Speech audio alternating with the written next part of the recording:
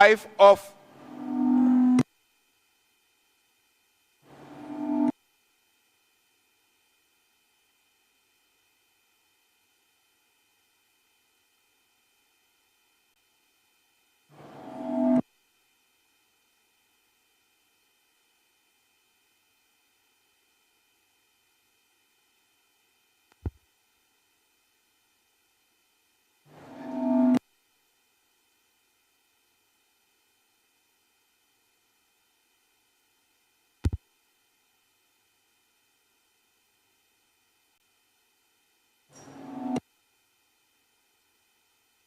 Check.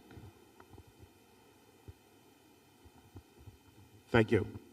At this time, I want to welcome the wife of the Member of Parliament for St. Mary's Central, Dr. Nordia, Dr. Nordia Newell,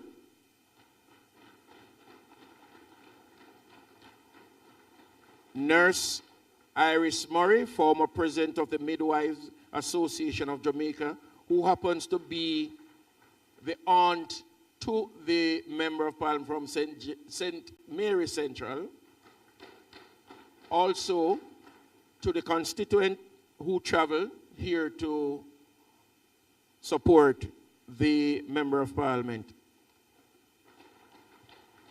I wish to welcome those in the gallery who are here in support. We are happy to have you all, and while we hope that you enjoy the proceedings, I must remind you that persons in the gallery are not to participate by clapping, knocking the ledge, or making any comment which may be heard in the chamber. These proceedings, as usual, are being broadcast live by PBCJ, and we welcome those joining us via the platform as well as those on the various social media outlets. I must also look to my left and welcome the distinguished gentleman, former Member of Parliament, Mr. Maurice Guy, and also former Member of Parliament and Minister of Finance, Mr. Audley Shaw. Welcome today.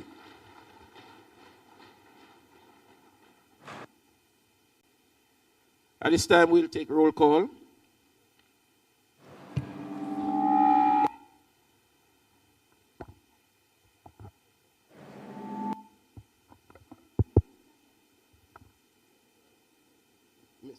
Mrs. Holness, Mr. Green, Dr. Holness, Dr. Chang, Mrs. Williams, Mr. Bartlett, Miss Grange, Dr. Tufton, Mr. Mackenzie, Mr. Montague, Mr. Darrell Vaz, Mr. Chuck, Mr. Charles Jr., Mr. Morgan, Ambassador Marks, Mr. Samuda, Dr. Wheatley, Mrs. Cuthbert Flynn, Mr. Terrelong, Mr. Witter, Mrs. Dalrymple Philibert, Ms. Morrison,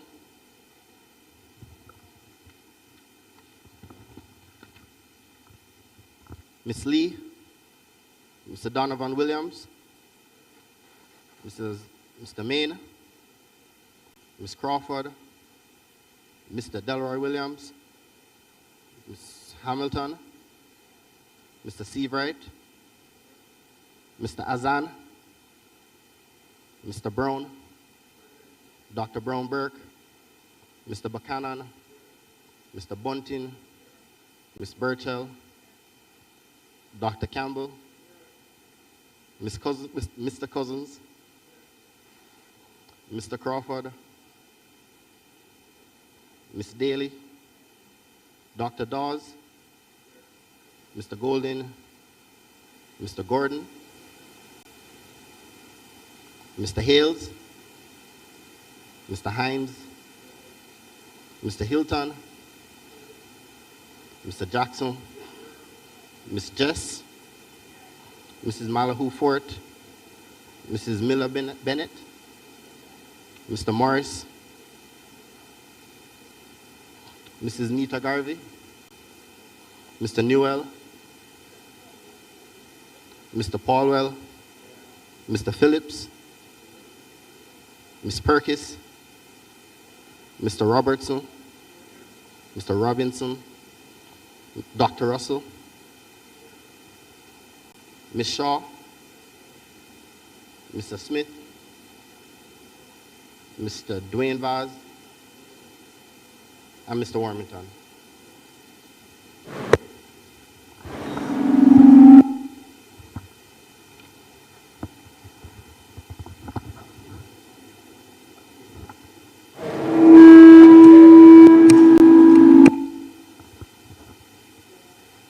We will just suspend the sitting of the House for 5 minutes or so, just to make sure that we'll get the audio up. Thank you.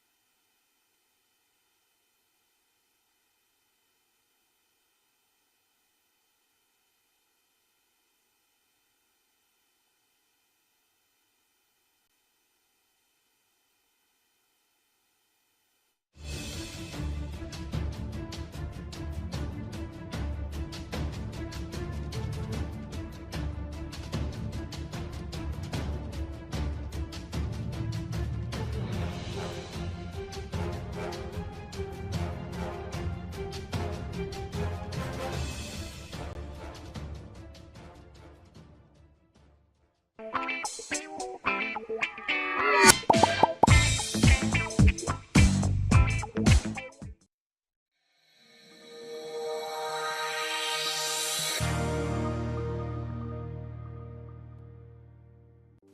I go show them my way of justice. I'm abused. I need legal advice. I don't deserve this. The truth of the matter is, justice there for all of it. The Ministry of Justice has trained more than 5,600 persons in restorative justice practices. More than 200,000 victims have been supported by the victim services. Legal aid has reached thousands island-wide. Make we talk it out, not fight it out. Call 888 Justice today. Peace begins with us. Every act of kindness, every step towards understanding brings us closer to a brighter tomorrow. Let's choose unity, compassion, and hope. Together, we can build a future where peace reigns. Brighter tomorrow starting today.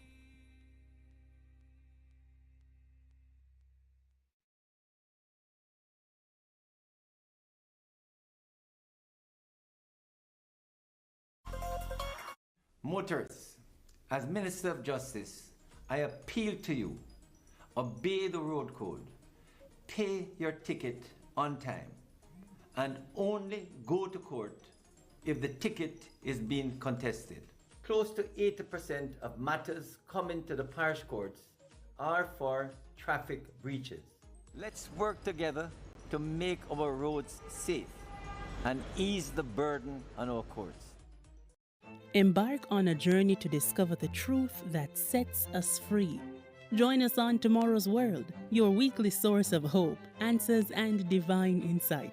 Sundays at 9 a.m. with rebroadcasts on Tuesdays and Thursdays at 5:30 a.m. Tune in right here on PBCJ, the People's Station, and be inspired.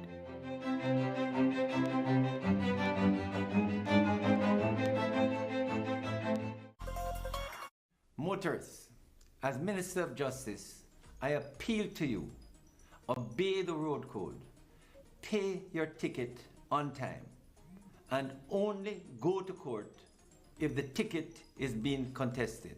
Close to 80% of matters coming to the parish courts are for traffic breaches. Let's work together to make our roads safe and ease the burden on our courts. Jamaica, let's spread the word around to let the world know that we are proud to be one republic. We on the road to republic. Well then, let's propel we nation moving.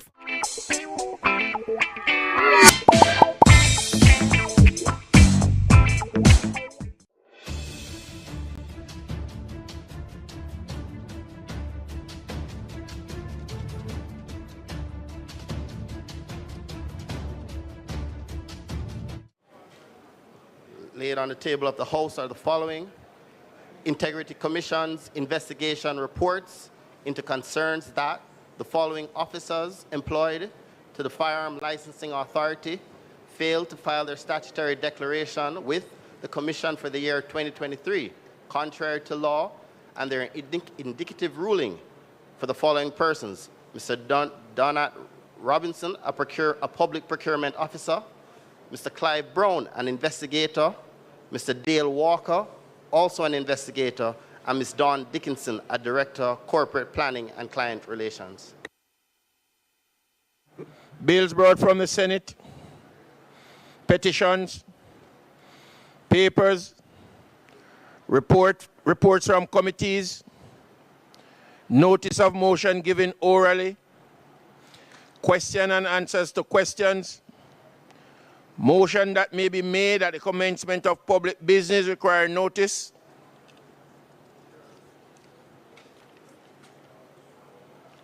motion relating to sitting of the House, motions for leave to introduce bills, presentation of bills without leave of the House first obtained, public business. Thank you, Mr. Speaker. Today in public business, we will continue our sectorial debates, and we do have very special presenters today because for both of them, it will be the first that they are participating in the sectorial debates. Mr. Speaker, allow me to join with your welcome to the Permanent Secretary and the other members of the Office of the Prime Minister, but also to welcome familiar faces to the chamber. Of course, Mr. Maurice Guy, Member of Parliament, and Manayard Audley Shaw, our former Finance Minister and Member of Parliament of Northwestern Manchester. Mr. Speaker, we will get started, and we will start today with the Minister without portfolio in the Office of the Prime Minister, who has responsibility for efficiency, innovation, and digital transformation. She is the Member of Parliament for Manchester North Eastern. Could you invite the Member of Parliament to start her presentation? Will the Minister now stand to make her presentation?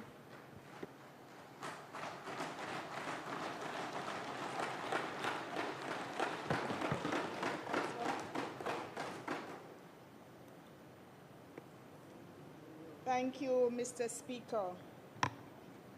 I rise today to make my first contribution in this honorable House as Member of Parliament for Manchester North Eastern and as Minister with responsibility for efficiency, innovation, and digital transformation in the Office of the Prime Minister.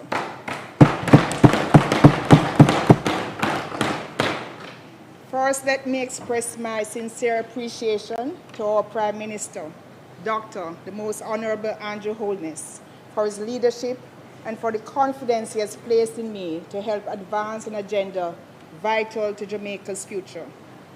An agenda grounded in efficiency, advanced through innovation, and delivered through digital transformation, made possible by the collective leadership of my cabinet colleagues, the strategic stewardship of our ministries, departments, and agencies, and the unwavering dedication of Jamaica's public servants.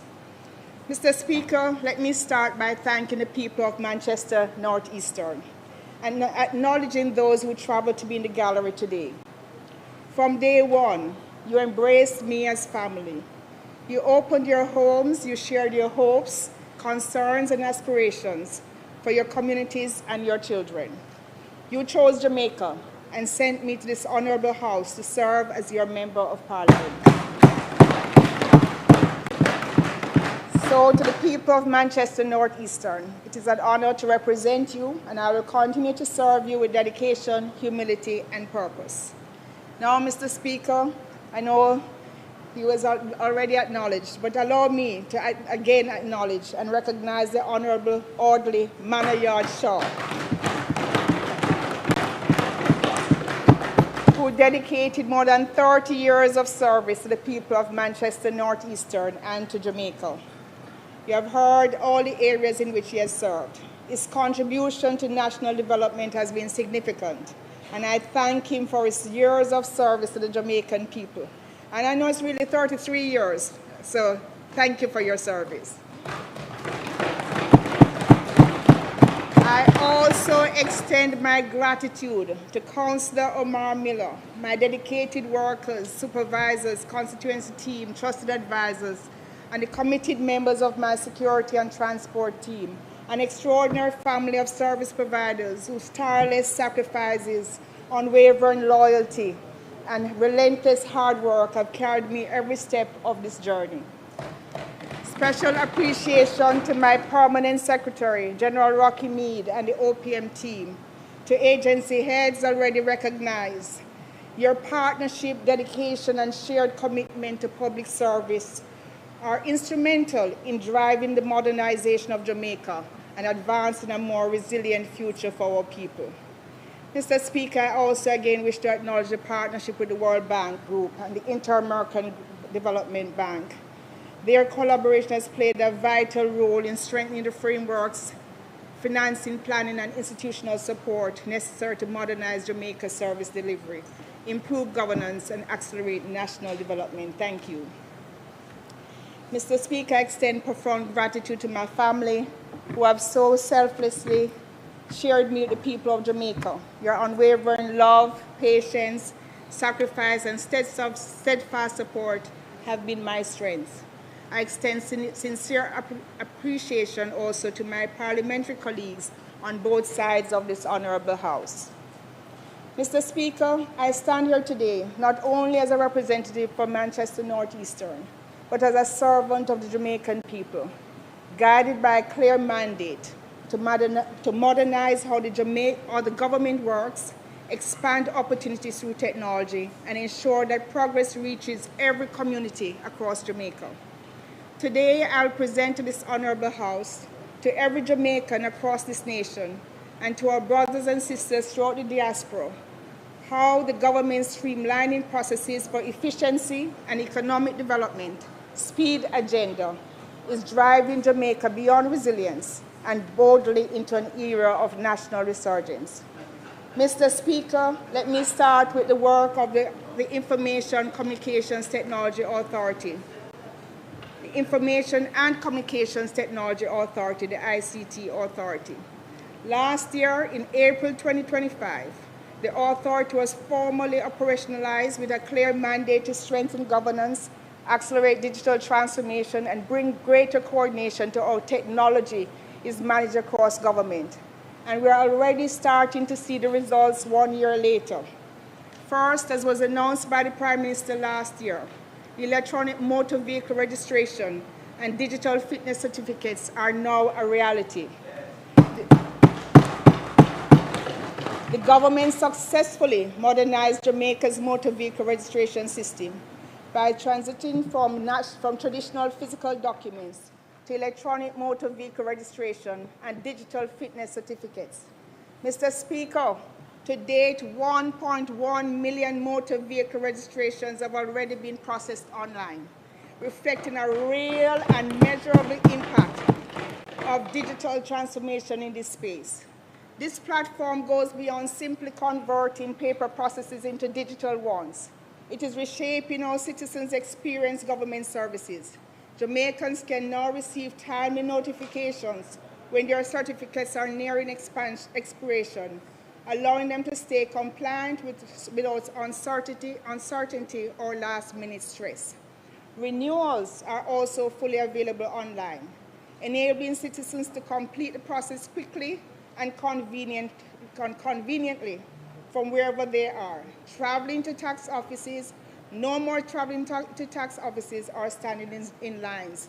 This is speed in action. Second, Mr. Williams, is a Tax Administration Jamaica mobile app. Through the TAJ mobile app, citizens are now able to complete a range of transactions directly from their devices, including making tax payments and paying other government-related services such as police record applications, tax compliance certificates applications, driver's license applications, just to name a few. So far, the mobile application has already attracted more than 40,000 users and counting. Again, Mr. Speaker, this means completing transactions from the convenience of your home or office. Third, the implementation of digital signature services. Although the Electronic Transaction Act was passed back in 2006, full implementation required more than registration. It demanded the digital infrastructure, governance systems, security architecture, and coordinated government execution necessary to transform law into everyday reality. Two critical pillars of transformation were the electronic transaction signature policy and the establishment of Jamaica's National Public Key Infrastructure, PKI, which this government has now successfully implemented. The PKI enables the issuance of secure electronic documents, creating the trust framework required for legally recognized digital transactions. I was telling my daughter, Madison, about the PKI, and she said, Mom, don't talk about being excited about that. It makes it sound like a nerd. But it's okay to be a nerd with these exciting developments. As such, with this infrastructure in place to support the legislation, I was pleased to announce the full implementation of the electronic signatures across government in March this year, 2026, 20 years after the Act was first passed. This milestone marks a historic leap forward in national digital transformation because today, digital signing allows documents to be securely executed electronically. This means people and businesses can now submit and receive authenticated documents at government offices without relying on paper or in-person visits for a wet ink signature. And I must tell you, this has a special meaning for me because 2 years ago, I came home with some visitors and we went to a government office. And we were told that we could not finish getting the registration done because wet ink signatures required from the other investors to come in from abroad. And so I'm very pleased that today we will not have those sort of restrictions anymore in terms of getting businesses going in Jamaica. So instead of traveling from office to office, paying to print documents, making photocopies, physically stamping and certifying paperwork, Jamaicans will increasingly be able to complete important transactions electronically. Less paper, less waiting, less bureaucracy, more efficiency for the Jamaican people. Speed in action. Mr. Speaker, implementing the acceptance of the electronic signature across government has been transformative for the courts. Since 2026, 322,364 traffic tickets have been issued. In 2025, 714,362 traffic tickets were issued, which speaks to another problem. Some of these traffic ticket matters require a warrant to be signed and issued by a judge. Judges are now enabled to sign traffic ticket warrants electronically, and so far, approximately 103,089 traffic ticket warrants have been electronically signed by judges. Mr. Speaker, with digital signing of warrants, this means less physical movement of documents, fewer administrative delays, reduced printing and storage costs, and faster processing across the justice system. And importantly, it frees up the judges' time for other critical duties in the advancements of justice process in Jamaica.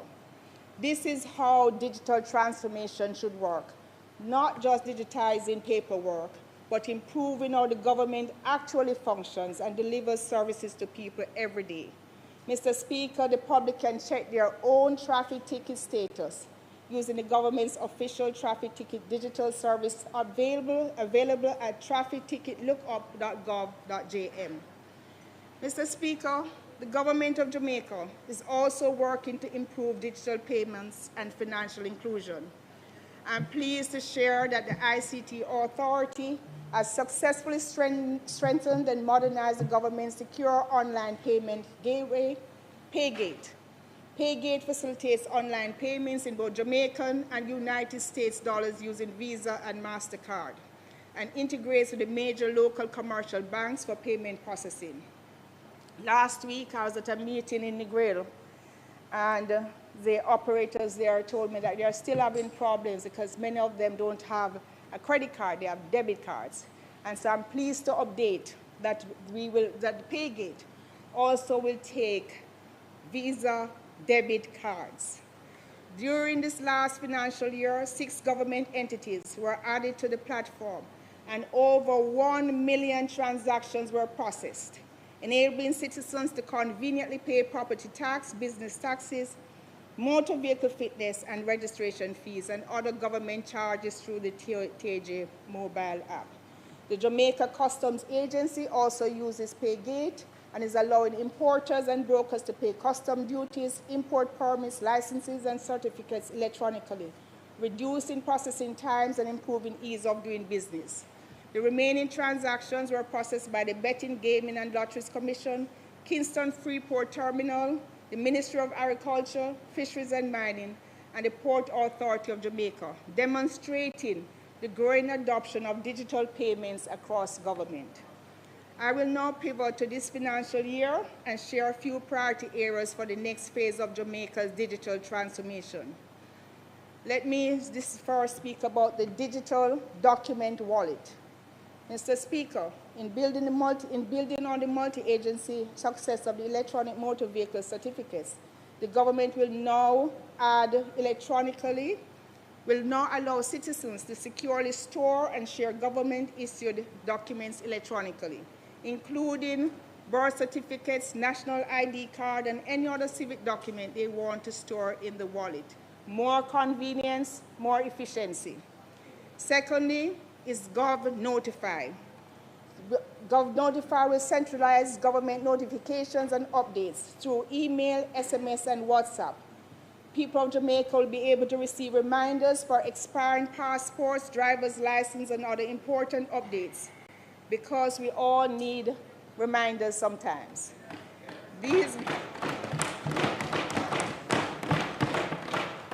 are not isolated initiatives. They represent a deliberate shift towards a government that is more efficient, but to deliver these services seamlessly and at scale, they must be connected.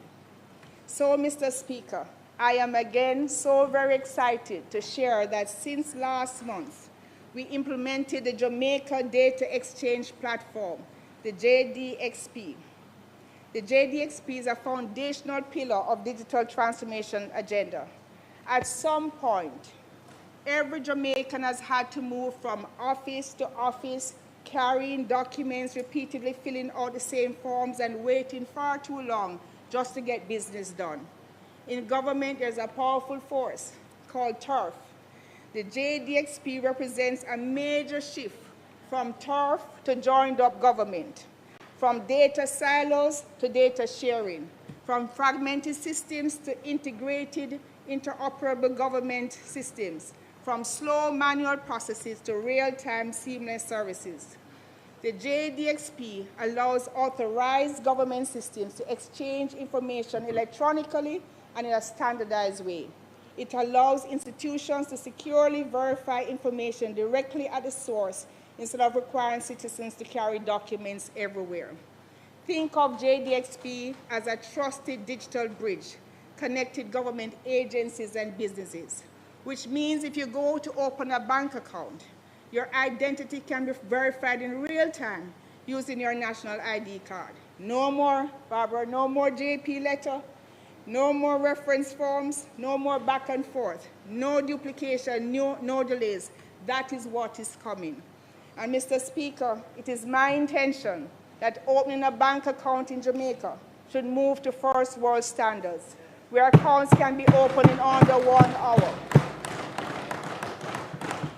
JDXP will make that possible and will also make possible a major new change in how business is done with the government. We are now able to introduce the once only zero bureaucracy principle with the help of the IDB. Mr. Speaker, the people of Jamaica should not be required to provide the same information to the government repeatedly.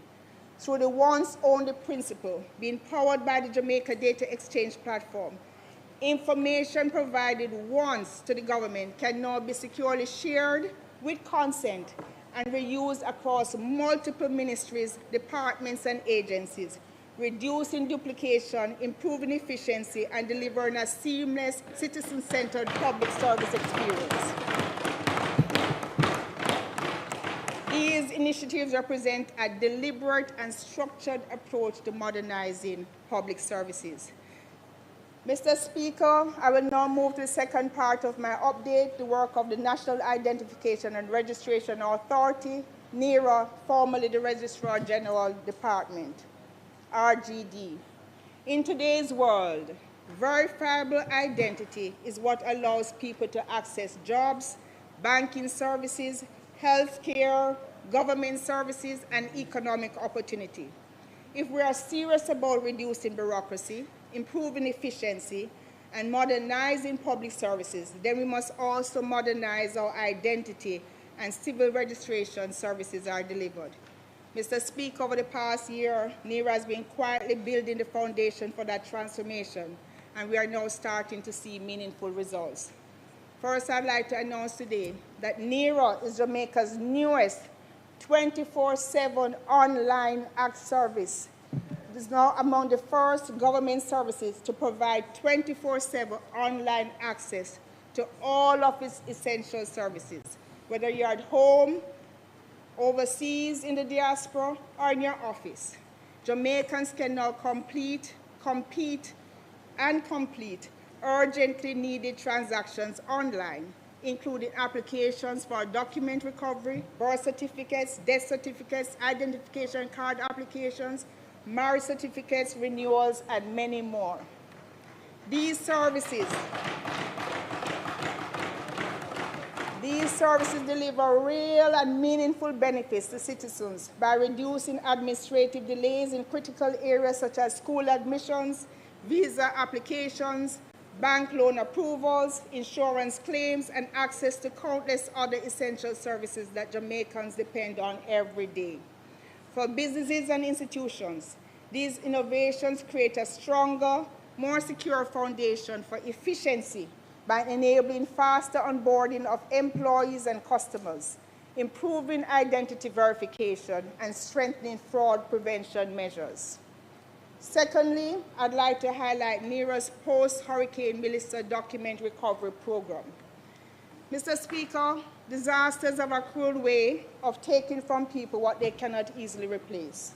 When someone loses a birth certificate, marriage certificate, deed code, they can lose access to jobs, banking services, healthcare, education, and even government support. That is why NERA operationalized a national document recovery program following Hurricane Melissa to provide rapid support to affected Jamaicans. To date, NERA has processed 47,562 document recovery applications, helping thousands of Jamaicans rebuild their lives in the aftermath of disaster. Importantly, 856 of our most vulnerable citizens receive these essential services free of cost, ensuring that compassion, dignity, and national support reach those who needed it most. And Mr. Speaker, recognizing that hardship does not end with hurricanes, this vital program has now been permanently institutionalized to support Jamaicans impacted by fires, floods, and other emergencies. This means that in times of crisis, citizens will continue to have reliable access to critical document recovery services, strengthening national resilience and ensuring that no Jamaican is left behind. Access is available 24/7 at nero.gov.jm. And just to share with you, this weekend, I was in Negril and Councillor Miller called that there was a fire in with a family in the constituency. Their residence was totally burned down, 8 families affected. So I went to visit. And in all the distress that they were sharing, the one that was most problematic for the most elderly person was the fact that his pension book was gone and all his documents. And so while we were able to provide immediate support, what gave me the most pleasure was that I could share that the documents will be replaced, and Minister Charles, I know the pension book will also be replaced. So this program is having, for me, real and immediate impact. Mr. Speaker, an identification services outreach was piloted in my constituency, and now we are ready to expand to all 62 other constituencies. Members of Parliament, you would have received an email invitation to indicate your willingness to participate in the program. I thank you all for who have responded. Mr. Speaker, the National Identification Card Project has also purchased mobile units that will be used for the constituency outreach programs aimed at bringing government services closer to the people. The mobile units will be ready for June 2026. This is what it means to be a people-centered government. Thirdly, Mr. Speaker, I'm proud to highlight the expansion of NERA's National Identification Card Enrollment Centers. Over the past month, NERA has expanded significantly beyond the one location that was there previously at the Central Sorting Office in Kingston. National identification services are now being rolled out in Montego Bay, St. Anne's Bay, Port Antonio, Maypen, Santa Cruz, Mandeville, Twickenham Park, Portmore, and downtown Kingston. These locations are scheduled to be fully operational by the end of this month. The Savannah Lamar Register General's Department office was destroyed during Hurricane Melissa. Member from Central Westmoreland. In response, a new location is currently being renovated at the Savannah Lamar Post Office, which reopening is scheduled for mid-July 2026. The new location is configured to provide both civil registration and national identification services, as well as a modern post office banking hall. You nearly missed it, you know. Yes. So, Mr. Speaker, in addition to Savannah Lamar, many other post offices are presently being renovated by NERO to provide both civil registration and national identification services. By July 2026, the service centers at Brownstown, Spalding, Oteria, St. Anne's Bay, Falmouth, Lucy, Santa Cruz, and Montego Bay are scheduled for completion. Let me now highlight a few priority areas for the next phase of transformation at NERO. First, the planned integration of the national identification card as proof that a person is licensed to drive. Mr. Speaker, the government is advancing legislative changes to allow the national ID card to serve as a legal proof that a person is licensed to drive. This means Jamaicans with a national ID card will be able to renew their driver's license fully online without needing to print or collect a separate physical license every 5 years. Mr. Speaker, another innovation from NERO will be instant services. By the end of this financial year, NERO will begin introducing instant services for civil registration documents. Today, many Jamaicans must apply for documents, wait for processing, and then return another day for collection. Under this new model, one visit, one transaction, same-day documents. The people of Jamaica will increasingly be able to apply, verify, pay, and receive documents within a single seamless process on the same day. NERO is also building national capacity. Mr. Speaker, one of the most significant achievements of this year has been the establishment of the NERO Learning Center, a major investment in building the human capital required to power Jamaica's modern identity and civil registration services. Already, 229 employees are actively enrolled in a national ID professional course, while an additional training program has been developed to strengthen the capacity of 1,000 marriage officers and civil registrars across Jamaica. Let me repeat that, 1,000 marriage officers and civil registrars across Jamaica. This initiative is not only enhancing operational excellence, but also building a highly skilled national workforce capable of sustaining Jamaica's digital transformation for generations to come. Mr. Speaker, I would now like to move to the digital transformation of Jamaica Post. During the budget debate, the Prime Minister signaled a clear direction for Jamaica Post to evolve beyond its traditional role. The Post Office is one of Jamaica's largest service networks across the country, with over 400 postal points, with deep reach into communities where many Jamaicans struggle to access services. That is why Jamaica Post is now being repositioned as a modern platform for digital access, government services, logistics, and e-commerce opportunity. Mr. Speaker, for many Jamaicans and businesses today, formal addresses are still non-existent, inconsistent, difficult to verify, or hard to locate, creating challenges for deliveries, logistics, emergency response, and e-commerce. So, in fact, I remember the first time I was going to Shudley, I was told to go up so, down so, and turn right. so I know that this is something that we have to address.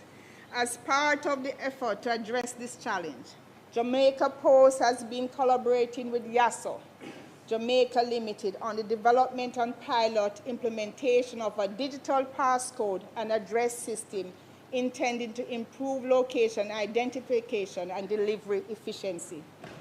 This, for those of us from rural Jamaica, this is a very important initiative, and it introduces a technology-enabled digital address framework that uniquely identifies locations and improves the efficiency of mail delivery, logistics services, and online commerce across Jamaica. And I want to take a moment to pause and recognize Andrew Walker, the CEO of YASO. And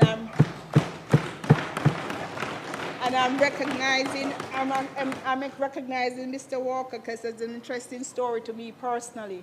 About 5 years ago, I realized when I was in Washington that we had over 100 Jamaicans working at Google. And they had come together and formed an association called Jam Googlers. And that's how I invited them to a meeting, and I met Mr. Walker. A couple of months later, or maybe years later, he called that he's trying to get an idea, a service to Jamaica, where you'll be able to help the police and help others by using a GPS system. And the more I described it, the more I said to him, but that's a great business idea. Take it and make it a business. And I remember meeting with him and his team and hearing the name YASO. At first it didn't click, I was out of Jamaica too long. But then after a while it came back to me. YASO is the name of the company. This is where I am. And so I was very pleased when I came back and heard that he had advanced a partnership with the IDB and was now the person leading the charge to put in this system in Jamaica. And for me personally, it's so rewarding because, when we see that our young Jamaicans are coming back to Jamaica with technology and business, I feel very good about it. So recognition.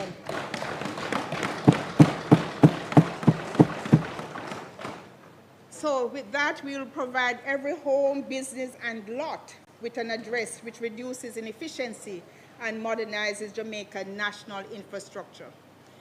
Mr. Speaker, Jamaica Post has also expanded express mail service access from 25 post offices to 66 locations island-wide during the last financial year.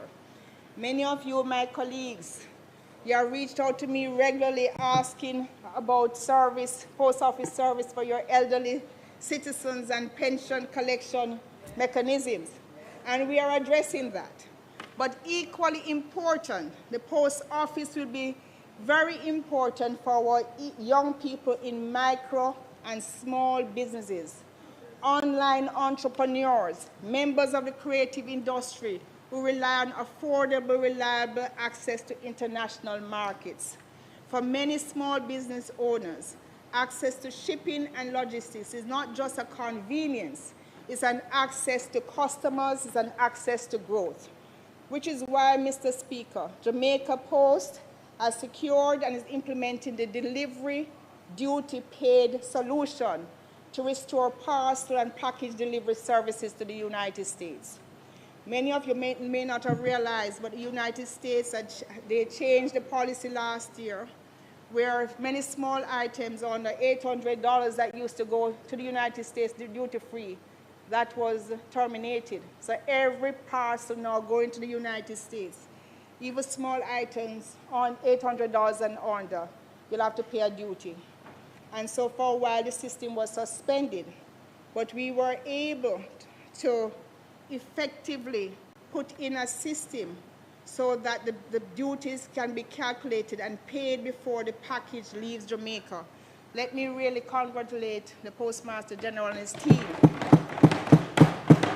because you have to think of it like a pre-clearance through U.S. Customs right here at home.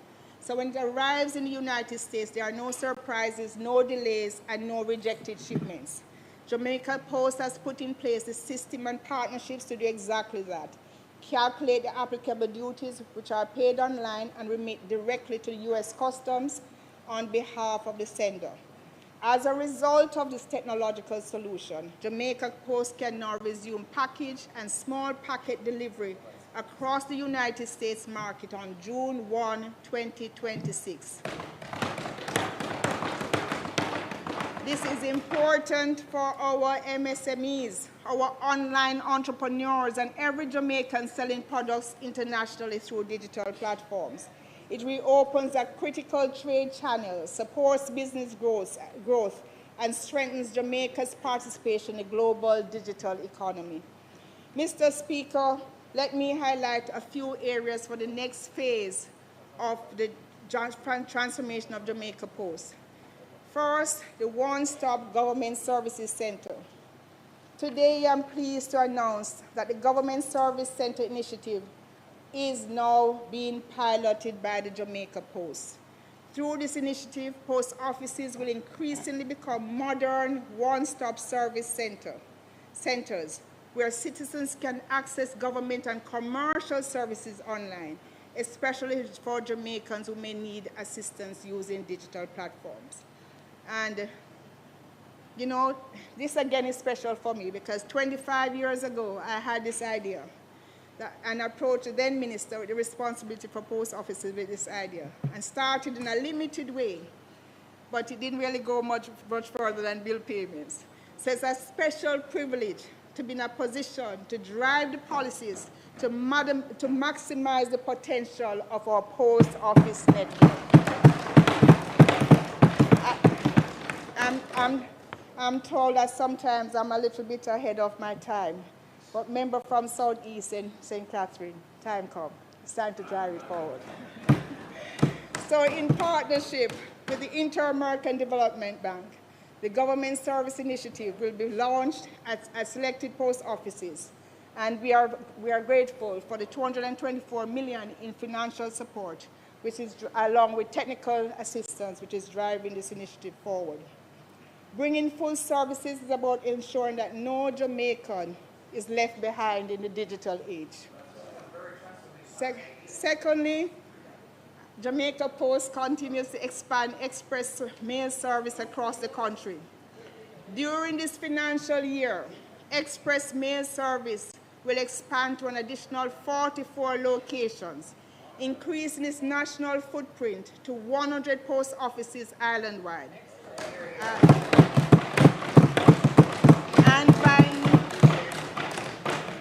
And by next year, we aim to strengthen the critical service by expanding express mail service to 150 postal locations across Jamaica, ensuring that every constituency has access to at least 2 EMS service points and bringing faster, more reliable postal services closer to communities island-wide.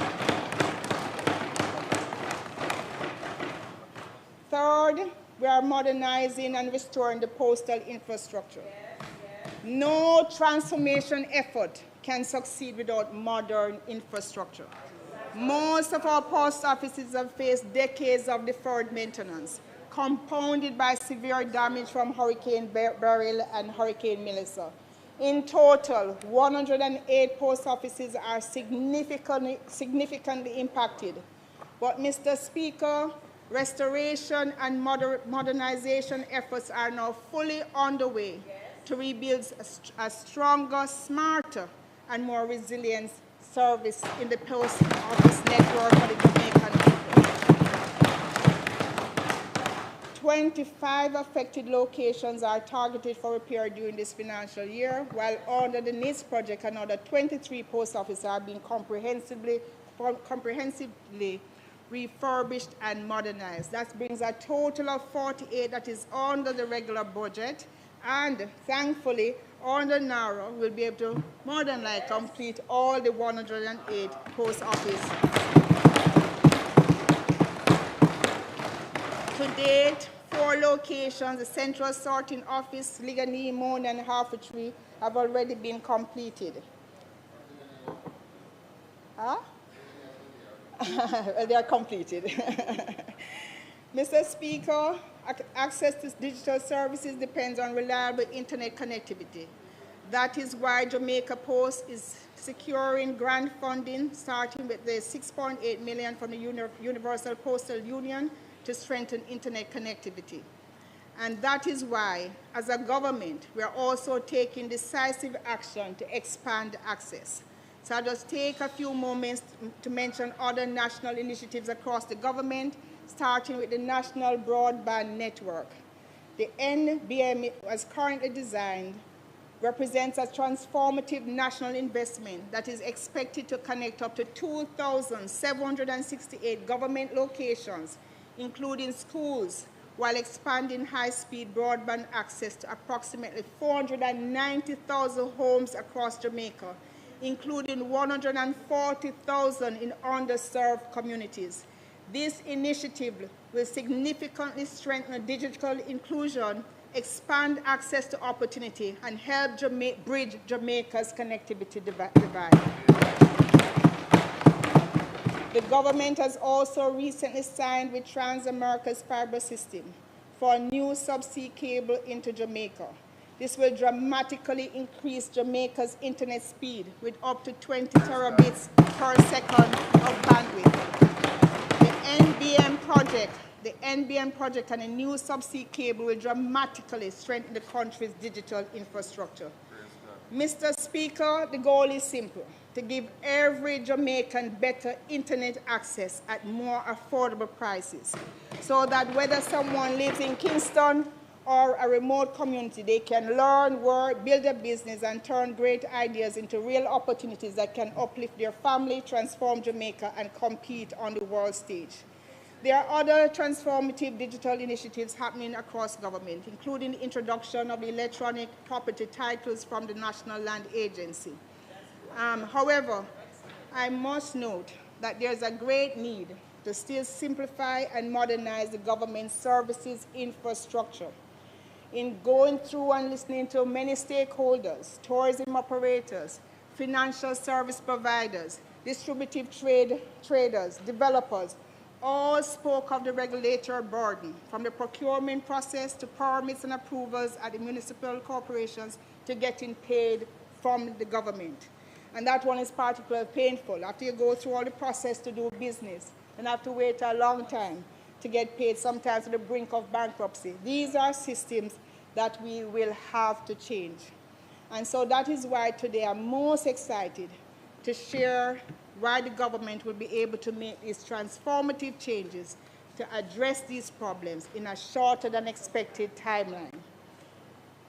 And Mr. Speaker, if Hurricane Melissa had directly struck Kingston and St. Andrew, Jamaica's devastation would have been far more severe and recovery significantly delayed.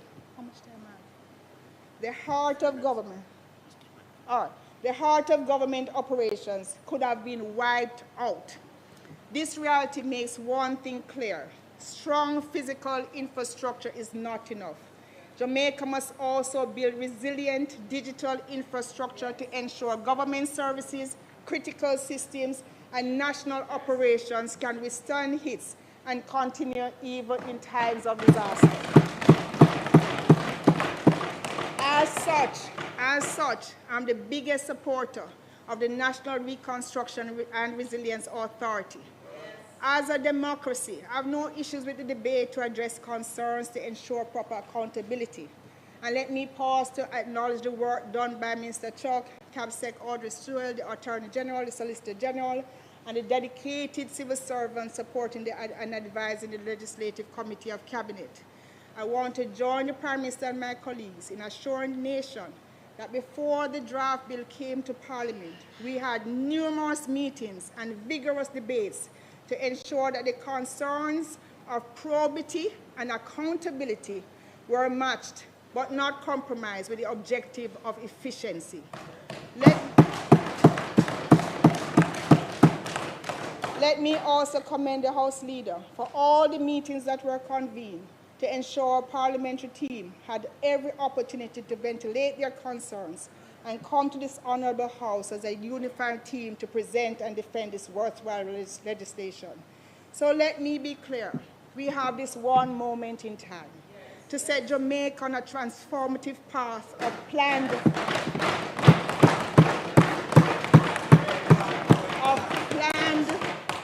and sustainable, resilient, and efficient development. And that is the singular purpose of NARA.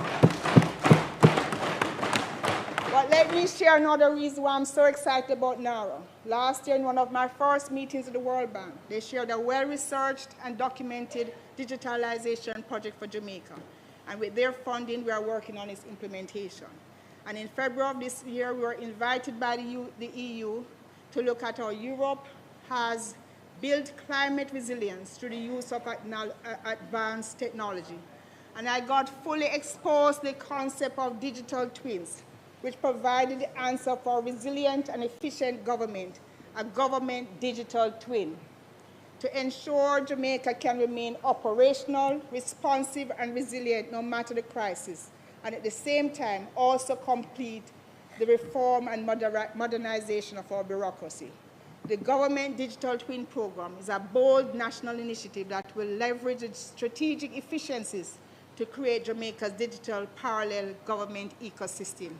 This means a government that operates physically and digitally, a government that serves its people 24 hours a day, 7 days a week, a government that remains open, secure, and resilient under any circumstance. Mr. Speaker, with a government digital twin, combined with secure sovereign cloud and strategic redundant data centers, government services will remain available regardless of hurricanes, floods, pandemics, infrastructure, and geographic or economic shocks. As such, I'll be working to put the Government Digital Twin Project under NARA to supercharge its implementation. Again, with NARA, major resilience building national projects can be assessed and implemented on a timely basis to the benefit of all Jamaicans. Mr. Speaker, this is how Jamaica will move decisively from years of delay to a future of faster, smarter, and more responsive public service delivery. Let me just quickly then go to the last part of my responsibility, innovation. Mr. Speaker, I want to especially thank the Prime Minister for including innovation as part of my responsibility. Having had the lived experience as a young innovator, where I was hard-pressed from all sides and feeling beaten down and alone by the system many times, I want to ensure that no other Jamaican entrepreneur, innovator, or pioneer faces the same difficulty I faced many years ago. And that is the objective of this Andrew Holness-led government. This government is friendly to business, entrepreneurs, and innovators. Without innovation, Jamaica cannot achieve its growth agenda. In order to achieve sustainable growth, we must support innovators. Mr. Speaker, reducing bureaucracy, improving efficiency, enabling digital transformation, and creating a framework under which innovation is supported, encouraged, and celebrated is the roadmap. Mr. Speaker, I've mentioned many times and will mention again, Silicon Valley is not just a place, it is a culture that supports innovators and pioneers. That culture can and will be replicated in Jamaica. Last month, I had the opportunity to attend an IntelliBus hackathon where over 750 young Jamaicans turned out to create prototypes and conceptualize solutions to real-life problems in 24 hours across multiple sectors. I was blown away by the solutions they came up with. We must institutionalize this approach to innovation where we develop our local talent, support them, and help them to commercialize ideas and businesses. I want to recognize some students from Christiana High School and Homewood High School. Those students came out and they competed in Kingston with all the other schools and colleges and young people around, and they did well. As I want to recognize them. I want to recognize Mr. Jermaine Morgan and Mr. Rory Richards, two Jamaicans who operate an online digital commerce and logistics platform that allows customers anywhere in the world to purchase items from supermarkets, pharmacies, farm stores, restaurants, and have them delivered the same day. And last year alone, they facilitated over 500 million Jamaican dollars in sales of local products and services, supporting, congratulations. They're supporting Jamaica's businesses, SMEs, entrepreneurs, and communities across the island. They saw need, they know the technology, so they created a business. We need 1,000 Jamaicans doing this like that, more than 1,000. That is why I'll be putting forward an initiative for the government to establish a national solutions registry to provide Jamaicans with a direct platform to identify and submit innovative ideas and practical solutions to the challenges we face. Recommendations will be reviewed for action and potential partnerships. This initiative will help transform citizen feedback into tangible government responsiveness, problem solving, and national innovation. And to do this, the government will mobilize Jamaican talent locally and abroad, partner with universities, engage private innovators to accelerate deployment and build national innovation pipelines. So in conclusion, Mr. Speaker, the mandate of the responsibility that I lead, innovation and digital transformation, is meant to cut across all ministries, agencies, and departments within the government of Jamaica. Our purpose is align all of government to partner, collaborate, and execute on projects and solutions so that the government, taken in totality, becomes more efficient in how we operate and extend services to citizens. In so doing, we'll facilitate innovation and entrepreneurship in order to grow the economy. And most importantly, ensure that Jamaica becomes a digital economy. I look forward to working with every minister, every spokesperson, every civil servant, and every Jamaican to ensure that at the end of this third term, Jamaica will be able to compete with Singapore and other places with efficiency, Mr. Prime Minister, with efficiency as a resource just as important as oil and minerals.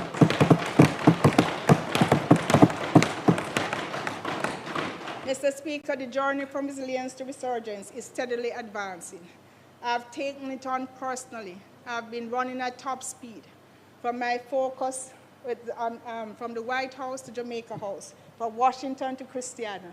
And I'll continue to run very fast to make sure that the speed agenda is delivered. The strong foundations are being laid, critical systems are progressively modernized, and we'll continue to build and deliver faster services, expanding opportunity, and improving the lives of the Jamaican people. Thank you, Mr. Speaker.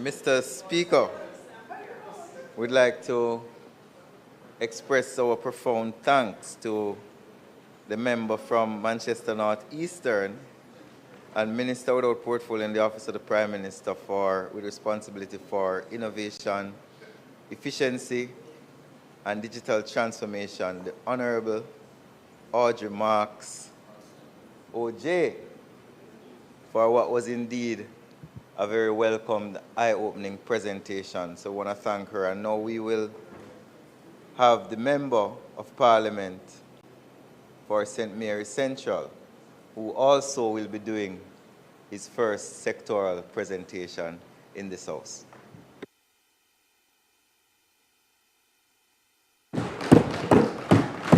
Member, you...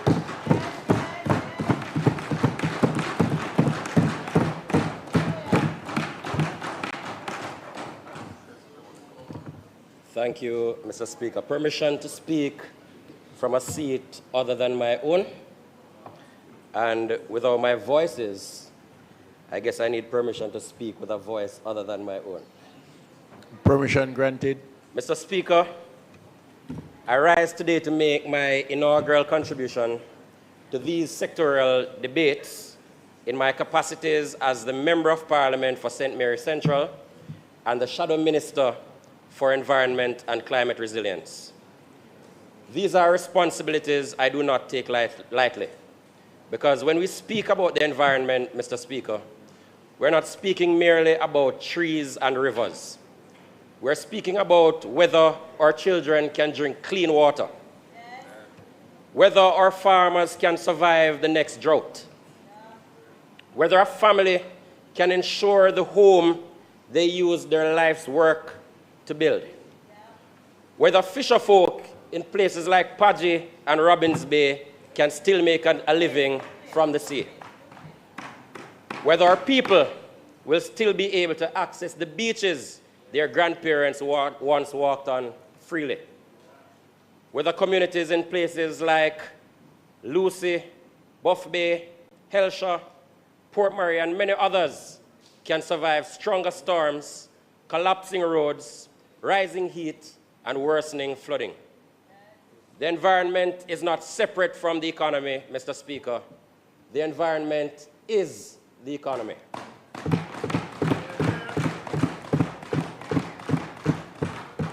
Tourism depends on it. Agriculture depends on it. Water security depends on it. Public health depends on it. National security depends on it. And so today I intend to speak not merely as a parliamentarian, but as a Jamaican deeply concerned about the future we are leaving behind for future generations, including my own 11-year-old. I also rise with gratitude, Mr. Speaker. I thank God Almighty for the strength, courage, and energy He has given me to take on the many challenges that come along with these roles. I thank Opposition Leader Mark Golding for taking a chance on a young, emerging leader like myself and placing me in this shadow cabinet. I thank the people of St. Mary Central for the confidence they have placed in me in electing me as their Member of Parliament. I take this responsibility seriously, Mr. Speaker, and commit to using every ounce of energy to ensure our Central St. Mary is a model constituency. I want to salute former Member of Parliament for St. Mary Central, my friend, Dr. Maurice Guy.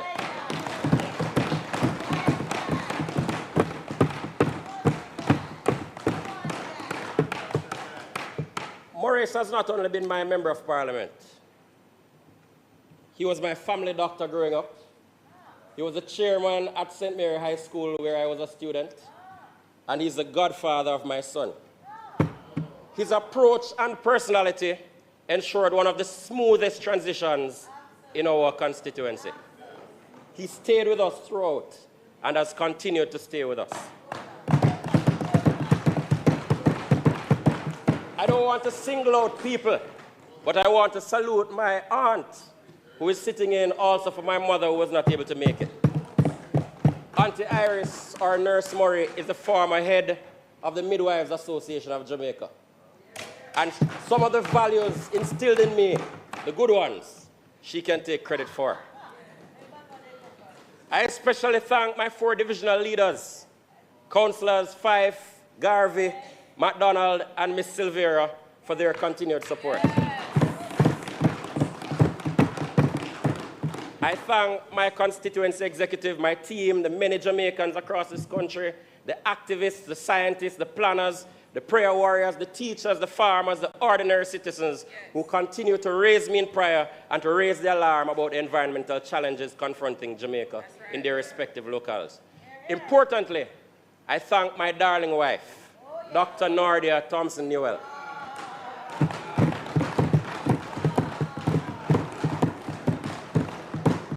Nordia has had opportunities to work all over the globe. She spent 2 years in Canada owning her craft. But she has dedicated her life to improving patient care and helping to train the next generation of medical professionals through advanced simulation and pediatric emergency medicine, even while supporting her growing family. Bang the desk, man. Make some nice, man. Mr. Speaker, across the world, climate change is no longer a future threat. It is here. The Caribbean is warming faster. Storms are becoming more destructive. Insurance costs are rising. Coastal erosion is worsening.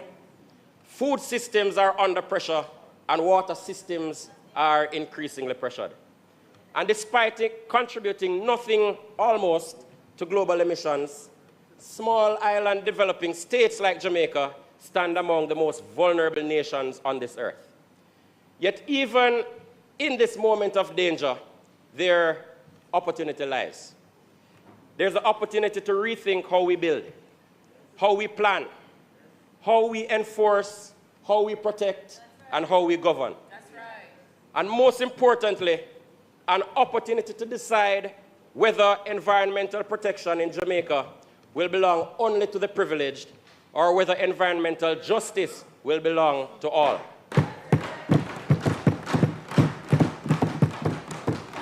Mr. Speaker, the government speaks about resilience, but resilience is not measured by speeches only. No.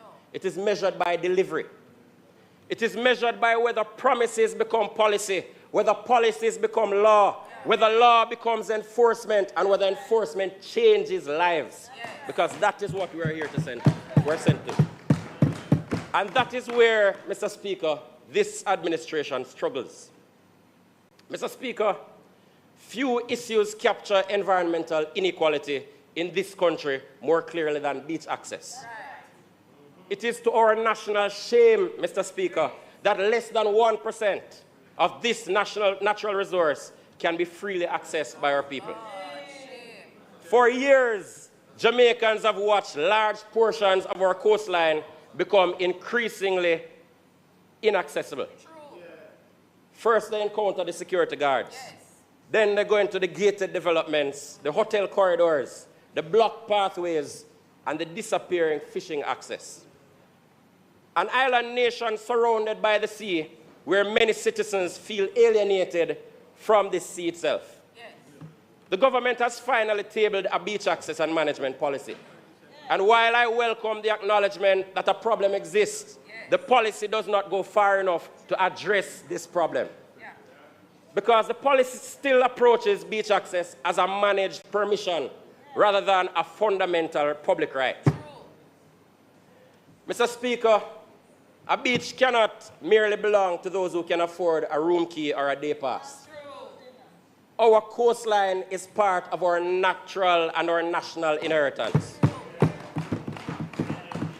In countries across the region and the wider world, governments increasingly recognize that coastlines are held in trust for their people. But here in Jamaica, the land of wood and water, the average citizen increasingly feels like a visitor in their own country. The government boasts about the number of public beaches, but Jamaicans seeing things different. How much coastline can ordinary people actually reach freely, safely, and affordably? Because access is not merely about counting beaches. It is about the dignity of our people. It is about whether a fisherman can launch his boat, whether a child can see the sea and play in the sand, whether a family can enjoy the natural beauty in their own country, whether the man in Drapers who grew up with unfettered access to Blue Lagoon will still be able to access that facility for commercial and recreational activities. Mr. Speaker, the policy must go further. We need guaranteed public access corridors to all beaches. We need legal protection for traditional fishing communities. We need protection of public easements, national mapping of beach access points, limits on the privatization of coastlines, and modern legislation rooted in sustainable environmental justice. The objective Mr. Speaker, must be free, unfettered access to all of Jamaica's beaches for all Jamaica's people, whether you live in Portland or you live in Montego Bay.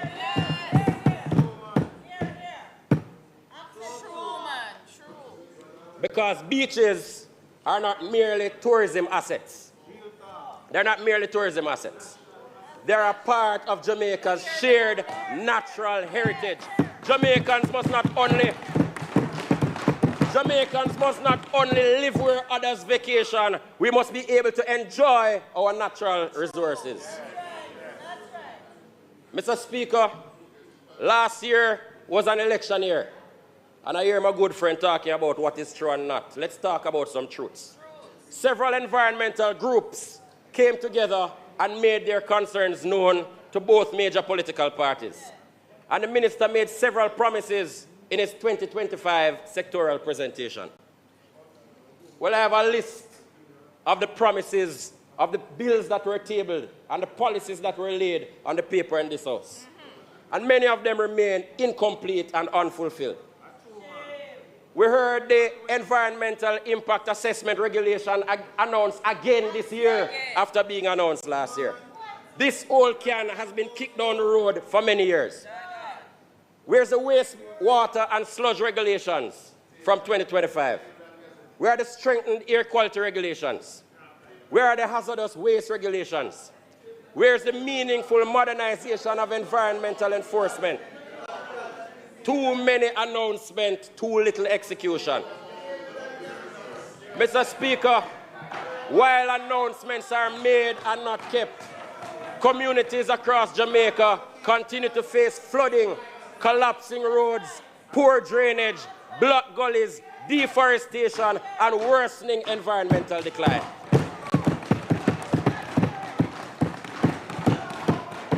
Mr. Speaker, the next great global conflict may very well be over water. Yes. And Jamaica must take water security far more seriously. People want water. The condition of many watersheds is deeply concerning. Deforestation continues, river systems are under pressure, pollution threats continue to emerge, and increasingly, Mr. Speaker, we must take the conversation to include contaminants of emerging concern. Not merely traditional pollutants, but pharmaceutical waste, industrial chemicals, microplastics, agricultural runoff, and wastewater seepage. Environmental health is public health. We cannot claim to protect public health, Mr. Speaker, while ignoring long-term groundwater quality. Mr. Speaker, water infrastructure resilience must become a national priority.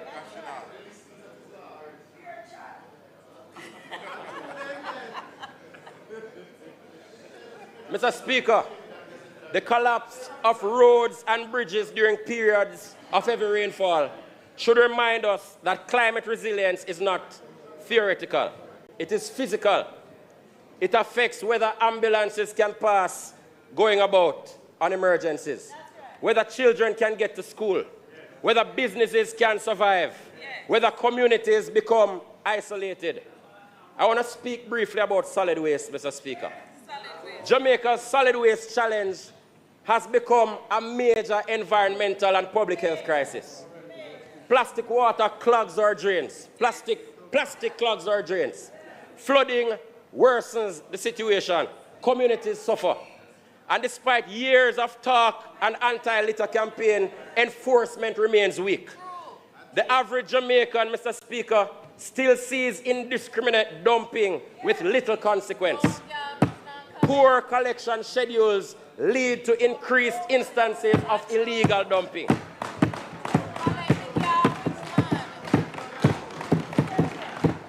Mr. Speaker, it is concerning the high volumes of municipal solid waste that makes its way into our gullies and our drains, oftentimes causing flooding and calls for action from the very residents who contributed to the problem.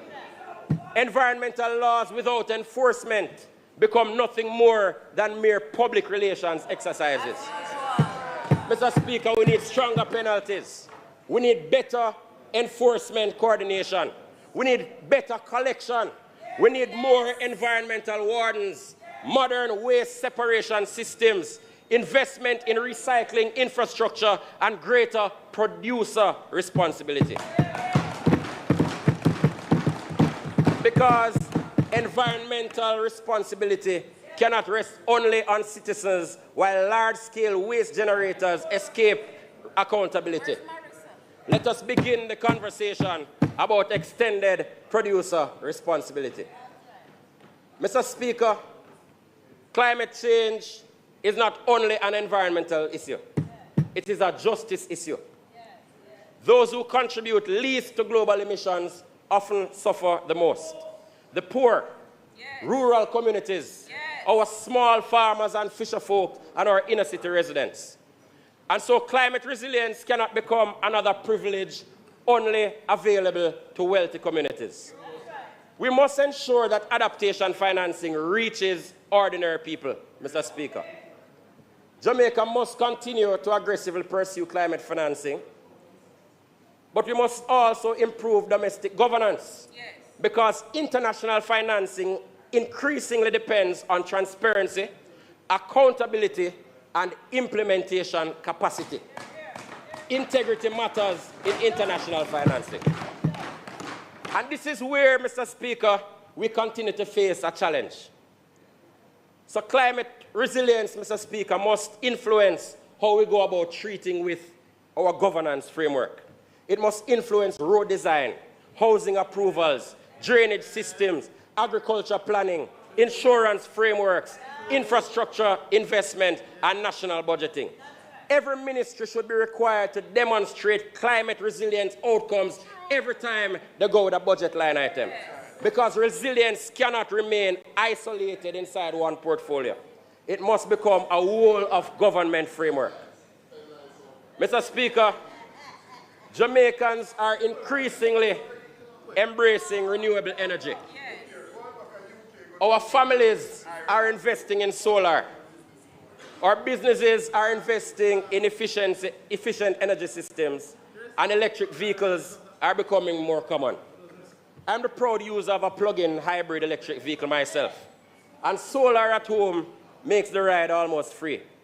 But the transition to renewed energy, Mr. Speaker, must be accessible to all. We need expanded incentives for renewable energy. We need more renewables on the grid, as my colleague from East Kingston and Port Royal spoke about. We need modernized grid infrastructure and policies that encourage energy independence while maintaining grid stability. The transition to cleaner energy should reduce inequality, not deepen it. Mr. Speaker, one of the most important reforms Jamaica must confront is environmental governance itself, because recent controversies have exposed structural weaknesses in the way environmental decisions are made in this country.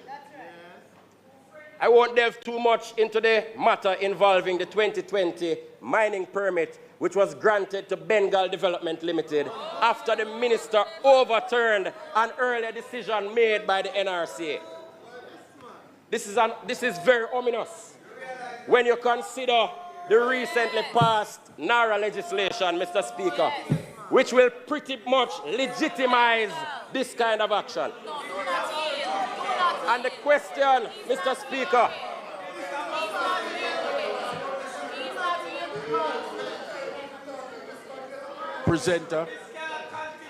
Presenter, just a minute, please. Member, may I hear your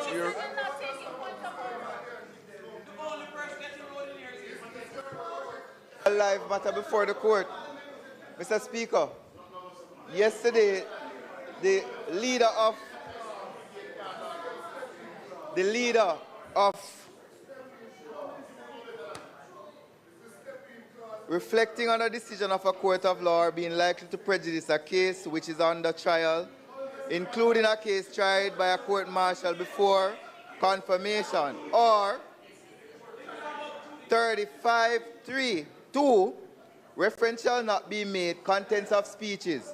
Reference shall not be made to any matter on which a judicial decision is pending in such a way as, in the opinion of the chair, prejudice the interests of the parties thereto. Chairman, the member is well aware that when a matter is live before the courts, it should not be the subject of speeches. And I'm asking you to rule the member as being out of order for doing that. That is my point of order. Mr. Speaker, we have been abusing this issue about sub judice. This is the highest court of the land. And until we are told we are the highest court,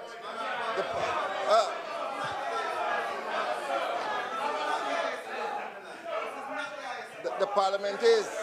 The Parliament is.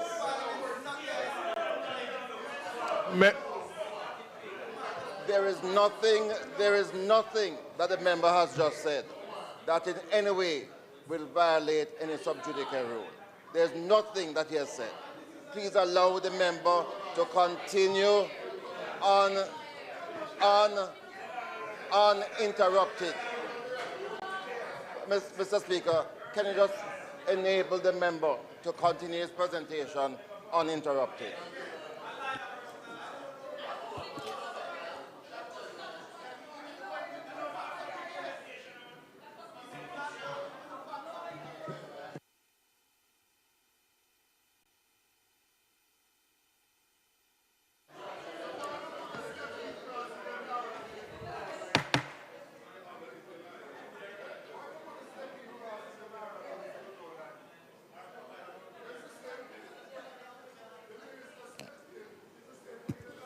Members, if you wish for me to make a ruling, then you have to listen to yourself first so that you can listen to me. I'm going to ask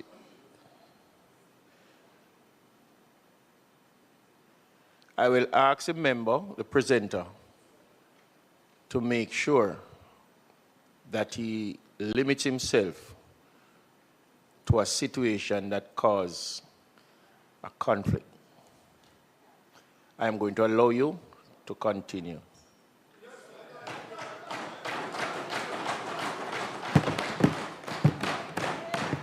Mr. Speaker, Rule 40 gives me the right to speak without unnecessary interruption. Yes. So if it causes controversy, the members on that side should govern themselves in accordance with Standing Order Rule 40.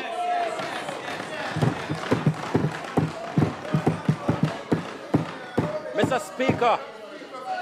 Speaker, the NARA, Mr. Speaker, I've already spoken about the concerns relating to the stepping rights provided under NARA, which are ominously similar to what happened in the case mentioned. Yes. And the question before us and before this House, Mr. Speaker, is larger than any one quarry, any one permit, or any one minister.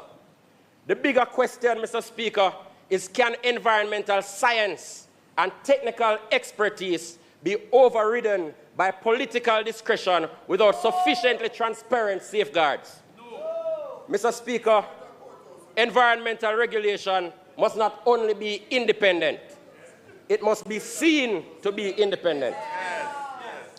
And that is why I am again calling, Mr. Speaker, for us to move toward the creation of an independent environmental protection agency established by statute. This argument is not anti-development. It is not anti-investment. It is pro-transparency, pro-science, pro-accountability, Mr. Speaker, and pro-Jamaica. Because investors deserve certainty. Communities deserve fairness. And the country deserves confidence that environmental decisions are being made objectively and transparently.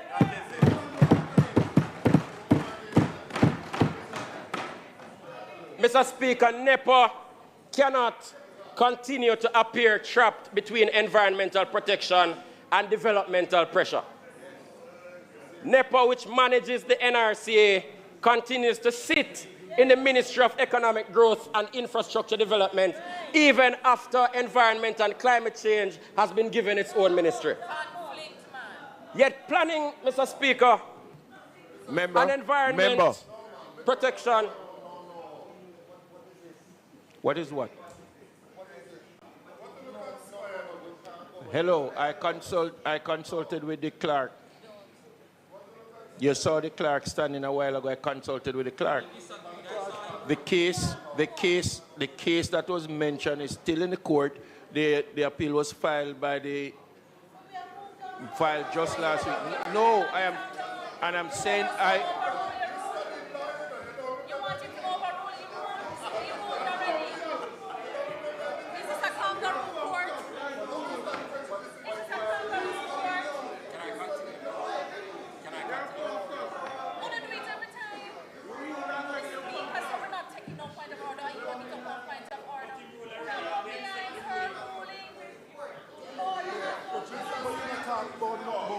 Mr. Speaker.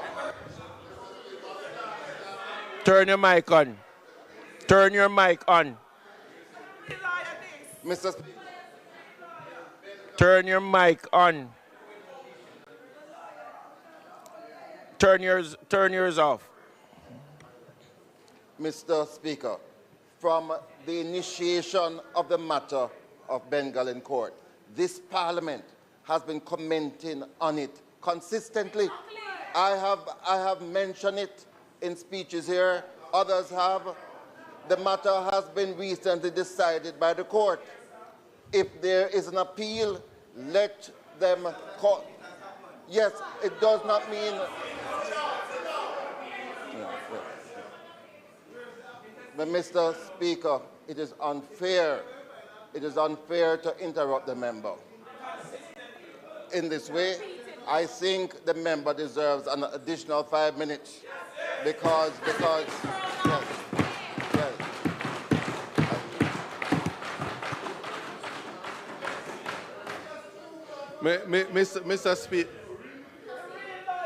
Mr. Speaker, if you will permit me, the remit by which the member spoke on the case it doesn't fall under sub judice. And the sub judice rule was never meant to restrict judges of the Court of Appeal nor the Privy Council. And so I will respectfully say the interpretation by the member is wholly inaccurate and is interrupting the member while he's speaking.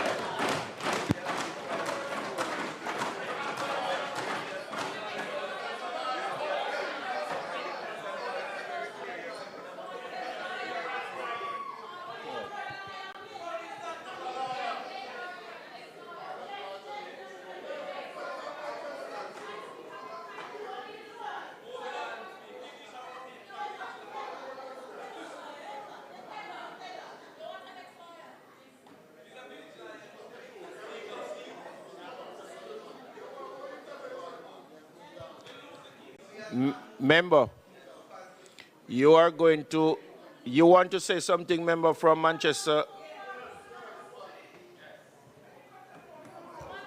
Mr. Speaker. Mr. Speaker, as not a lawyer but a legislator with 6 terms experience in this House, I don't believe you should seek legal advice from the clerk. It should be from the Parliamentary Council, who is properly authorized to give you advice on this matter.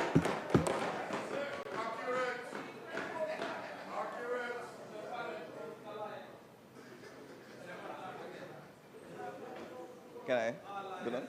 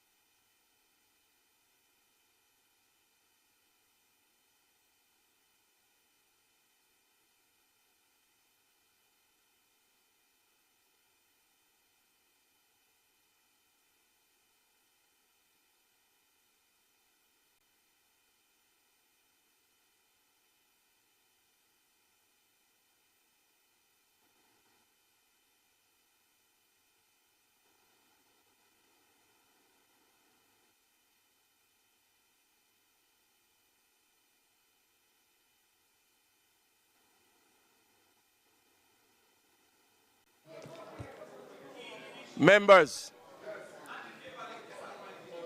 after consulting with the legal personnel from Parliament, I am ruling that the presenter is out of order at by section 35, subsection 2. I'm going to ask you to retract and continue the presentation. I am ruling him out of order, so he must. The matter is before the court. That is my ruling, presenter. You must also outline that evidence has been provided to you that there has been an appeal in the matter.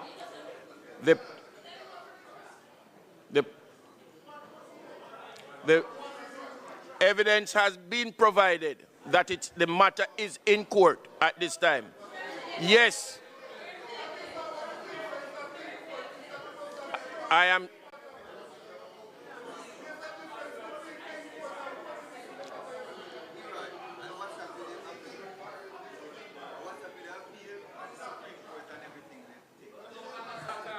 Mr. Speaker, there is nothing that the member said earlier that would in any way prejudice the matter that is in court. The legal personnel from Parliament, the legal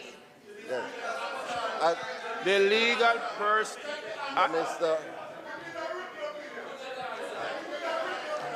Are you going to continue with the presentation or not?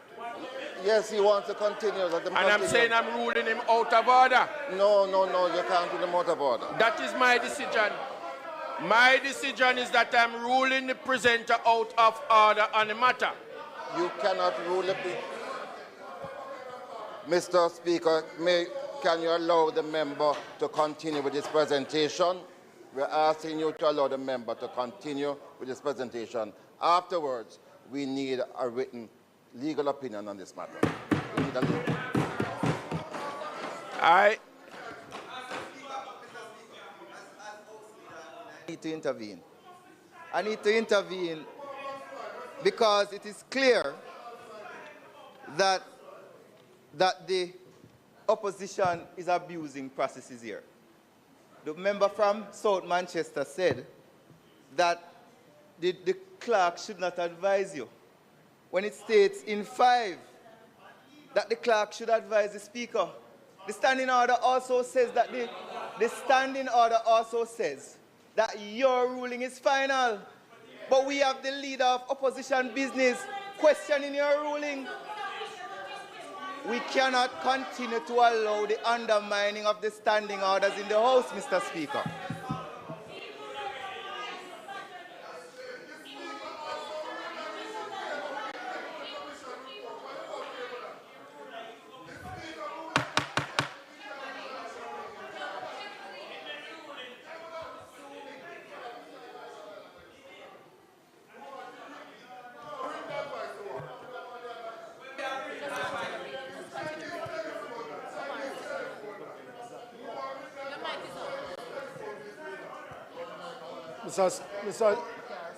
Mr. Speaker, I am not sure what it is that you're asking the member to retract in his presentation, because the member said he will not delve into the matter. He will not delve into the matter. No. And all he did was to compare the matter to why he's concerned with the Naira. Yeah. That's all he did, and he moved on. So, so, Mr. Speaker, the advice that you got did not go far enough to tell you what he should retract. So we want to know. If there is anything to be retracted. I humbly, no, members, Mr. Speaker, I would humbly ask you to just allow the member to continue his presentation. If it is that you are not satisfied that he should, then I think you should ask for Hansard. I think you should ask, no, Mr. Speaker, if you are to be balanced and fair, Mr. Speaker, I think that the legal advice that you got, should ask for Hansard to show that the member never delved into the matter at all.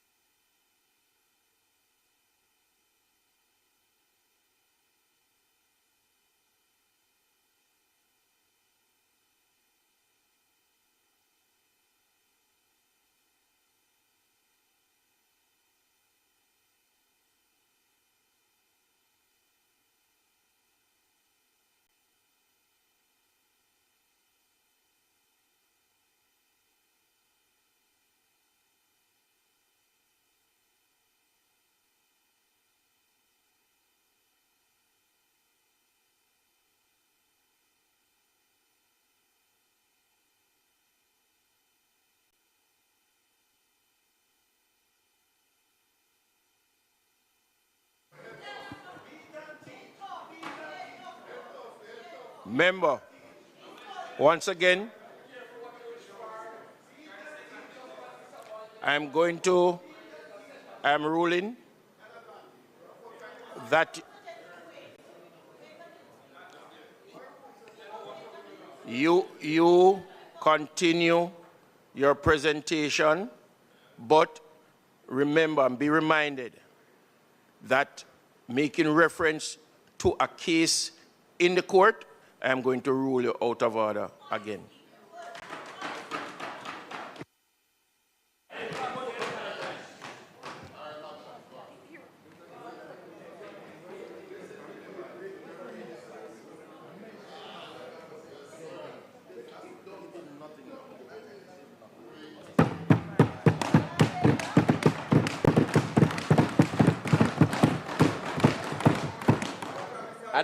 I don't remember which Prime Minister said, "Can't nobody take my stride." Mr. Speaker, planning and environmental protection must work together, but environmental regulation must not appear to be bogged down by economic considerations. And so I propose, Mr. Speaker, the modernization of the NRCA Act, the establishment of an independent environmental protection agency, a modern environmental permitting framework, mandatory publication of technical recommendations and decisions, mandatory publication of reasons for approvals and refusals, codified rights, appeal rights, statutory timeline for decisions, enhanced scientific monitoring capacity, stronger public participation rights, and the creation of a specialized environmental tribunal. Mr. Speaker, if Jamaica recognizes the need for independence in anti-corruption oversight, why would we not recognize the need for independence in environmental protection? Why should decisions capable of permanently affecting aquifers, forests, coastlines, and public health for this and future generations not benefit from similar institutional safeguards? And so I believe the governing board of this independent agency should be appointed through a transparent process similar in spirit to the Integrity Commission model.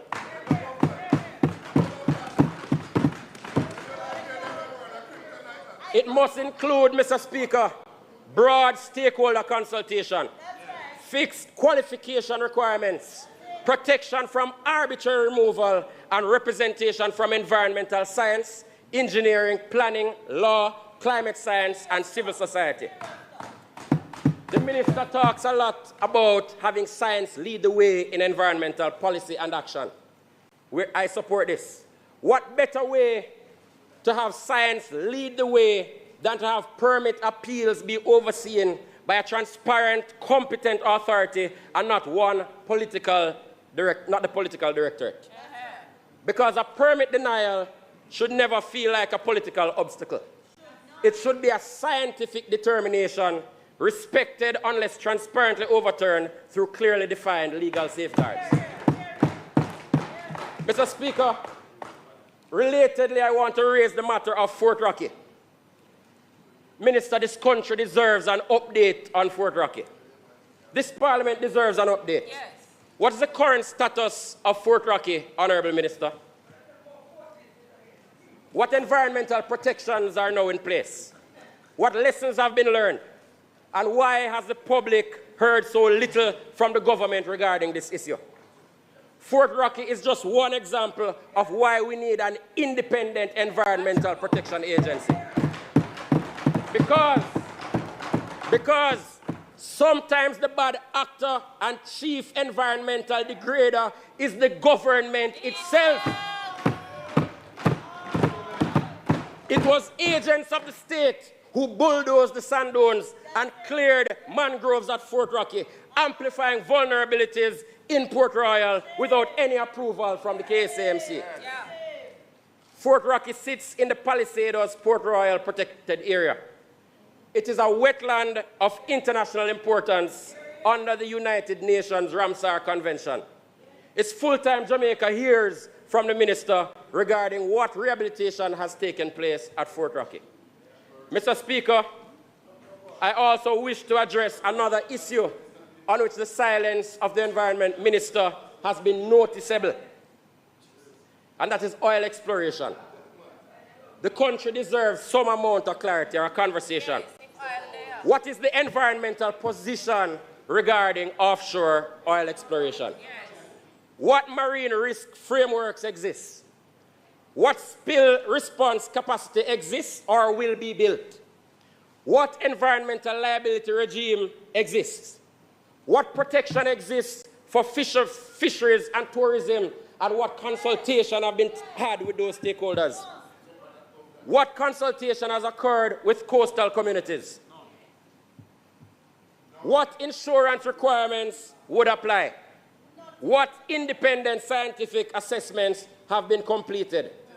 Or is it a good excuse that NEPA is not in the Ministry of Environment, so it's NEPA's responsibility? Mr. Speaker, I am not here to say Jamaica should never examine economic opportunities as they arise.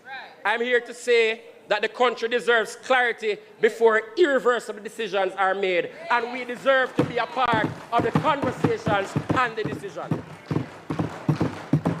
Because environmental governance is no longer merely a moral issue.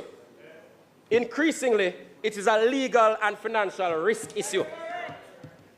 Globally, governments and corporations are increasingly facing climate litigation, biodiversity litigation, pollution liability claims, failure to regulate actions, and intergenerational environmental justice claims. And so Jamaica must ensure that any future extractive activity is governed by strong independent regulation, robust environmental standards, transparent scientific review, modern liability frameworks, and enforceable polluter pays principles governed by an independent environmental regulator. This House must understand that drilling and associated industries has the potential to move us from a minor contributor to global warming to a major contributor, opening us up to emerging litigation and claims. Mr. Speaker, the world is changing.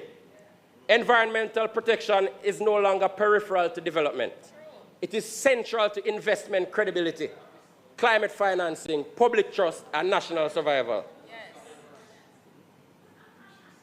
Mr. Speaker, I want to talk briefly about the shelters, if I'm allowed. Recent discussions regarding shelters should force us to confront the larger problem we're facing. Climate resilience is not only about weather forecasting, it is about preparedness capacity. And these issues no longer fit neatly inside one ministry, because climate resilience itself no longer fits inside one ministry. So while we continue to contemplate the fact that billions in unspent donations from Hurricanes Beryl and Melissa continue to sit at ODPEM, we must ask ourselves, are our shelters ready? Are they adequately distributed? Are they accessible to persons with disabilities? Do they have backup power, water storage and water purification, sanitation, telecommunication resilience? Mr. Speaker, we are less than 2 weeks away from the start of the hurricane season. Hundreds of millions of donor funds sitting unspent. And about 50% of our shelters are unprepared for a strong breeze, let alone a major hurricane. Mr. Speaker, climate resilience is now inseparable from national security, public health, and economic stability. And that is why I believe Jamaica must adopt a mandatory national climate risk screening framework for major public infrastructure projects. We're not talking about JSRAT. We're not talking about JSRAT. Because in a climate vulnerable island, every road is climate policy. Every bridge is climate policy. Every drainage system is climate policy. Every housing development is climate policy. We're not talking about mapping what infrastructure exists, Mr. Speaker. We're saying every time that book comes to Parliament for us to approve a budget, we should get something saying, yes, these have been climate checked, so you can go ahead and approve. Climate resilience cannot be something we check. Yesterday, Mr. Speaker, you silenced our members. Reclaiming my time. Just on a point of clarification. Under the FAA Act, there is a process called PIAB. For you to get a capital allocation, you must be approved by the PIAB. The PIAB reviews every investment for climate change efficacy. It means every climate change, every investment in capital works is indeed climate screened. So he's calling for something that already exists, Mr. Speaker.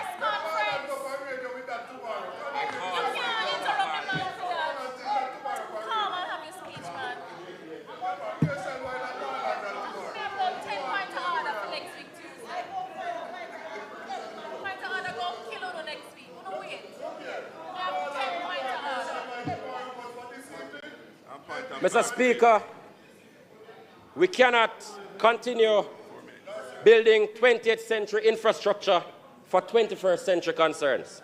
The collapse of roads and bridges during periods of heavy rainfall should remind us that climate resilience is not theoretical. Too many roads repeatedly fail. Too many drains repeatedly overflow. Too many retaining walls repeatedly collapse. Too many communities repeatedly become isolated, Mr. Speaker. And if the roads leading to St. Thomas that had some failure after some heavy rain recently went through their assessment, we need a new assessment framework. Every failed road and flooded community represents not merely an engineering problem, but a climate and fiscal problem. No major public infrastructure project should proceed, and no budget should come through this Parliament without us being able to interrogate whether it has been climate risk screened. Mr. Speaker, in Central St. Mary, I see the realities of climate vulnerability every single day. I see our roads collapsing after heavy rainfall. I see communities cut off, drainage failures, farmers worried about rainfall patterns. I see coastal vulnerability. And I'm reminded constantly that climate resilience is not abstract. It is personal. It affects livelihoods, education, health, employment, investment. Mr. Speaker, bad roads kill communities. Yes. Simple issues left unattended become major problems and significantly compromise quality of life. Environmental and infrastructure neglect kills opportunity. And our response must not be performative. It must not be temporary. It must not be political. It must be urgent. Yes. And so while people might be patient if they are given an update on when a bridge like the Trinity Bridge will be replaced, it is harder to accept why a government would not even respond to the safety concerns presented by a huge cavity on the road leading to Marlborough, widening daily, threatening to cut off large communities. Again, the response must not be performative. It must not be temporary. Yes. It must not be political. Yes. It must be urgent. Mr. Speaker, there are moments in the life of every nation when it must decide what it values. Whether short-term convenience will outweigh long-term survival. Whether public resources belong to all the people or only a few. This is one of those moments, Mr. Speaker. We must decide whether some representatives can aggressively advocate or whether some representatives must be quiet and hope that something will fall on their lap. This is one of those moments. The Jamaica we hand over to our children is being shaped right now by the decisions we make, by the laws we pass in this honorable house, by the systems we tolerate, the courage we demonstrate. Madam Speaker, we are a small island developing state. Yes. But we're not powerless. No. We can build a cleaner Jamaica, a more resilient Jamaica, a fairer Jamaica, a Jamaica where development and environmental protection move together, a Jamaica where ordinary people can access their beaches, can drink clean water, can breathe cleaner air, and live with dignity. But that future requires more than talk. It requires courage. It requires honesty. It requires enforcement. It requires planning. And importantly, it requires vision, because without vision, our people continue to perish. Mr. Speaker, the environment is not a luxury. It is life itself. And if we fail to protect it, history will never forgive us. Thank you, Mr. Speaker.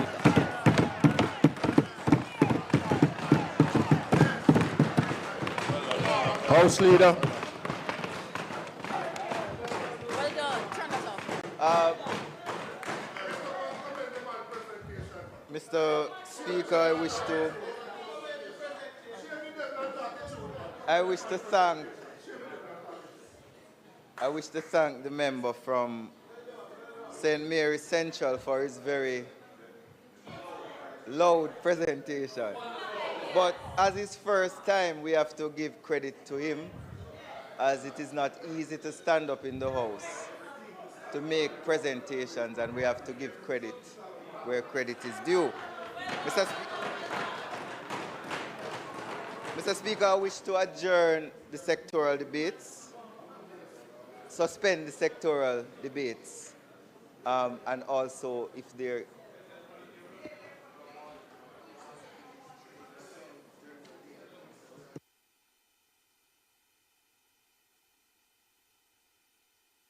Mr. Speaker, I ask that you move for the suspension of the sectoral debates. The request is on the floor for the suspension of the sectoral debate. Those in favor? Those against? The ayes have it. Before you move, House Leader, House Matter, standing order 34, and I want both sides of the House to listen carefully. Interruption is subject to provision of Standing Order 26, 38, and 39. A member shall not interrupt another member except A, by rising to a point of order, where upon the member speaking shall resume his seat, and the member interrupting shall simply direct attention to the point which he desires to bring to notice and submit it to the Speaker or Chairman for decision. Or B, to elucidate some matters raised by that member in the course of his speech, but only if the member speaking is willing to yield or give ways and resumes his seat if the member wishing to interrupt is called by the chair. Let us pay attention to that. Content of speech, Section 35, subsection 2. Reference shall not be made to any matter on which a judicial decision is pending, in such a way as might, in the opinion of the chair, prejudice interests of the parties thereto. Bear in mind those two. Don't worry yourself. Continue.